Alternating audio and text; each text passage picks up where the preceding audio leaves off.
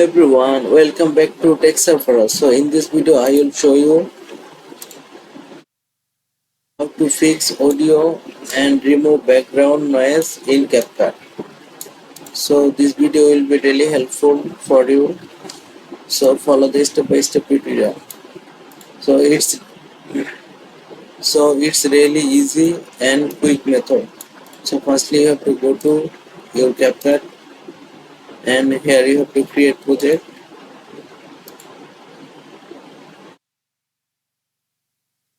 So here I will take one video and drop it into the timeline. Hello everyone, welcome back to Tech Supper. So in this video I will talk about so as you can see this audio has fully noise.